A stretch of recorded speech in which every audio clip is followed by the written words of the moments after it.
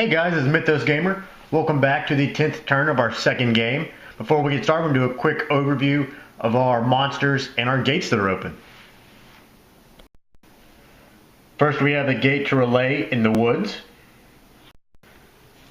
Next, we have the gate to Yuggoth at the witch's house, being guarded by an elder thing. Our third gate is at the Black Cave. We have a gate to the Abyss, guarded by a dimensional shambler. And our final gate is at Independent Square. It is a gate to another dimension, guarded by a Hound of Tyndalos. And our final monster is a fire vampire hanging out in the sky. Okay, now that we're caught up on our gates and monsters, we're going to pass the first player token from Harvey to Carolyn and begin our upkeep. First, we're going to give Jenny $1 using her trust fund. This will bring her up to a total of $9. Next, we're going to roll for Carolyn and Jenny's blessings. First, we're going to roll for Carolyn. Carolyn gets to keep her blessing. And now for Jenny. Jenny will lose her blessing. For this turn, I think we're going to leave everyone's stats where they are. We're going to move on to our movement phase. Carolyn's still pretty beat up. She only has 1 stamina. And we don't want to get knocked out again.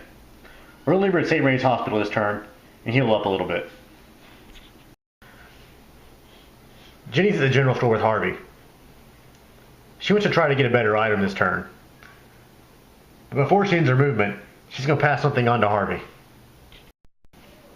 Jenny's going to give Harvey her Find Gate spell.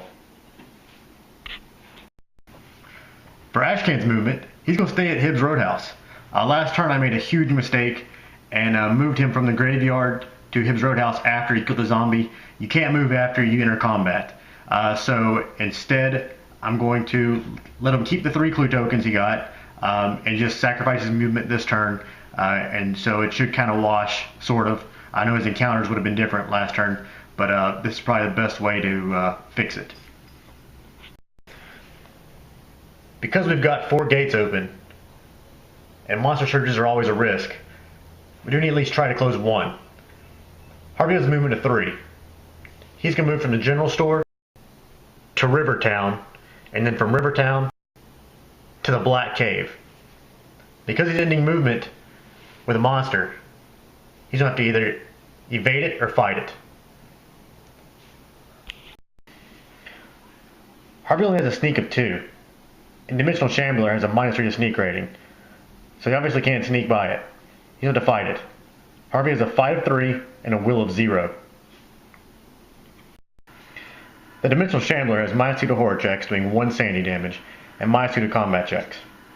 Harvey only has a will of 0. So he will take 1 sanity damage, putting him at 5 sanity.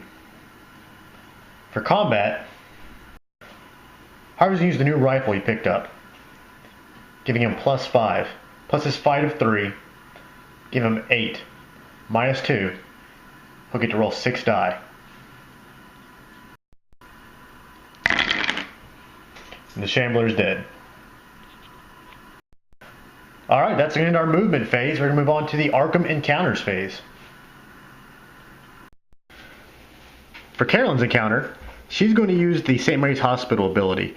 She doesn't have any money, but she can gain a free stamina to help her heal back up a little bit.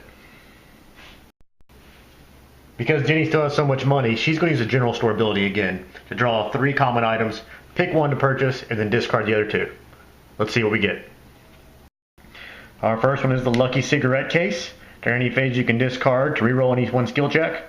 It's same as kind of like the food item. It's okay, but not what we want. Our second common item is the 38 Revolver, a physical weapon that gives +3 to combat checks. It is one-handed. I think this is what we're going to probably end up taking unless we get something really good in our next common item. We can use this to replace one of our Derringers, and that will increase our combat total from +4 to +5. And our third one was the Motorcycle. Again, a great item earlier in the game. It would help us out a lot, but at this point, we really don't need it. So we're going to spend $4 to get the 38 Revolver. This will put Jenny down to $4. I'm sorry, $5. Now that it's Ashcan's encounter phase, what I'm going to do is I'm going to draw an encounter card for the graveyard. This way it'll be a complete balance for the mistake we made last turn. He had a Hibbs encounter last turn, and this time we're up a graveyard one, and it should work out to where it's the same cards unless we draw something from the graveyard that's just completely crazy. Let's see what we get. Testifying, Cooter Falwell latches onto you and rambles on about his spiritual beliefs. Make a lore -1 check. If you pass, then somewhere in Cooter's words you find a clue to the mythos threat. Gain 1 clue token but lose 1 sanity. If you fail, move to the street while you listen to Cooter ramble on about his pure nonsense. Okay, so we have to make a lore -1 check. Well, right now Ashcan's lore is a 0, so he will fail that and move to the street. Because there was no monster movement into the streets last turn, this should totally fix the huge mistake Ashcan made last turn. And by Ashcan, I mean me. So all should be right now in Arkham. For Harvey's encounter phase, he's at the Black Cave and there's a gate to the Abyss, so he's going to get pulled through. Because Harvey was just pulled through a gate, we're going to move on to our Otherworld encounter phase. Alright, there's Harvey at the Abyss. We need a red or blue Otherworld encounter card.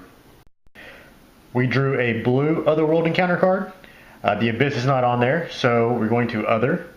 Monsters lurk everywhere. Pass a sneak -2 check or stay here next turn. Harvey has a sneak of 2. So, looks like he's going to be staying there next turn. No movement for him next turn. And now for our Mythos phase. Looks like we'll be having a gate and a monster appear at the graveyard.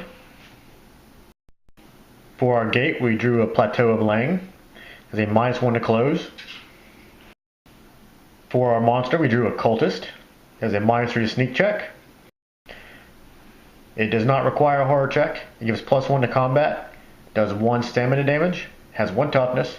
And because of Nyarlathotep being our ancient one, he also has the Endless ability. Right now there is nothing at our graveyard. Looks like a cultist opened a gate there. A new gate opened up, so we're at another Doom token to our Doom track. This puts us at 10. If one more gate opens up, the ancient one's going to awaken. We're going to have a clue appear at the Unvisited Isle. Right now there is 1 clue token there. We will add a second one. This might be a good place for one of our investigators to run to really quick. Grab these last few clue tokens. Now for monster movement. Starting with the circle, we have no circle monsters. Moving on to the black area, we have 1 square and 1 diamond. We're going to move our square monster first. Our square monster is the Hound of Tindalos. Because it is a green monster, it has a special movement. When it moves, the Hound of Tindalos moves directly to the nearest investigator inside a location in Arkham, other than the hospital or asylum. The Hound is an independent square, and the closest investigator would be Ashcan at Hibbs Roadhouse. Now next turn during movement, Ashcan's have to deal with this Hound. Our diamond monster is the Elder Thing. Right now the Elder Thing is at the Witch House in front of the Yuggoth Gate. It will move along the Black Arrow to the French Hill Streets. And now for our headline. The Sheldon gang disturbs a burial mound, releasing 2 monsters into the uptown streets. Alright, so we have to add 2 more monsters to the board. Let's draw and see what we get. The first one we drew is a Maniac, the -1 to sneak check. He does not require a horror check. He does +1 to combat. Does 1 stamina damage with 1 toughness. If the terror level is at least 6, Maniac's fight rate increases to -2. His combat damage increases to 3 stamina and he gains endless. Our terror track's been at 1 most all of this game, so I don't think we have too much to worry about his special ability. And for our second monster, we drew one of the mask monsters, the Dark Pharaoh, a -1 to sneak. He provides a -1 to horror checks, doing 1 sanity damage, -3 to combat checks, doing 3 stamina damage. He has 2 toughness, the Endless ability, and you have to use your lore in combat with him instead of your fight skill. Not too bad. Not as bad as the God of the Bloody Tongue that we had earlier, but still someone we'd rather avoid. This is what our uptown streets look like right now. We have Carolyn at the St. Mary's Hospital. And now we have two monsters in the streets area. And lastly, we're going to draw for our Southside Strangler strikes. The ally we're going to lose is Anna Kozlow. She gives +2 to luck, and when she joins you, you gain 2 clue tokens. Alright guys, that is the end of turn number 10. I think we got everything straightened out with Ashcan's movement. Hopefully we won't have any more mistakes from here on out. I will see you guys in turn number 11. Later.